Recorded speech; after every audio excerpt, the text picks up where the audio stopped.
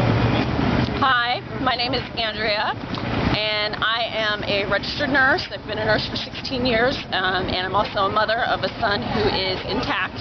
And I made that decision pretty much like 17 years ago when I was in nursing school, and I saw infants circumcised during my OB rotation. This was in the late 90s, and I saw 2 infants who were strapped down in circumstraints. That was the first thing that shocked me. Well, actually, the first thing that shocked me is that these parents would relinquish their children, which I'm sure they still do today. They would relinquish their children to have this procedure done without any question. The children were brought into the room by themselves with the doctors or the nurse, and they were strapped down into these funny little boards, which I now know are called circumstraints or circumcision restraints. So the infants were strapped down, and what really stands out in my mind, besides the horrific pain that these infants were obviously going through, and it was the most horrific thing I saw in my whole nursing education. And I went in that room blindly, assuming the circumcision was very routine. It was something that was just done. Having been the daughter of a father who circumcised, not knowing any different.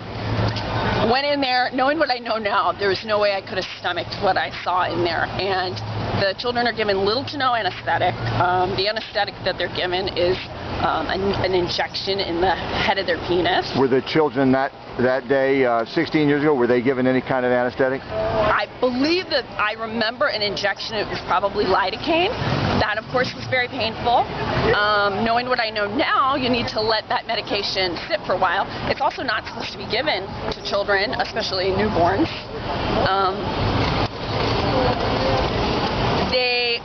I saw, not knowing the anatomy of a penis really and understanding of foreskin, I saw that they had to actually rip the foreskin off of the head of the penis with an instrument. And of course the baby is crying the whole time in excruciating pain. And for someone to say that a child's not having pain or that they won't remember it, as a nurse, like the first thing you're taught is how to look for the signs of pain. And everything that I saw were that these children were in pain. And I saw 2 infants side by side being done at the same time, like assembly line fashion. And one of the infants was done by a medical student. So the medical student took probably 3 to 4 times longer than the seasoned pediatrician who was doing the other infant. And I could see that the med student was about to probably pass out. He was going really white in the face from having to do this to an infant. And I thought to myself, would these parents knowingly relinquish their child to a med student, knowing that this guy had never done it before, knowing that they're giving up their precious son to somebody to cut like that when he's never even done a procedure like that?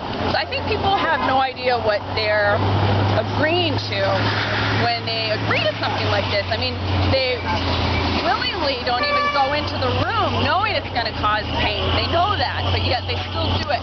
And they think it'll take care of all sorts of problems for their son, and a little Vaseline's going to take care of everything afterwards. But horrific. I made the decision after that no child of mine would go through that. I now have a almost 3-year-old little boy, and he's beautiful, and I wouldn't change anything.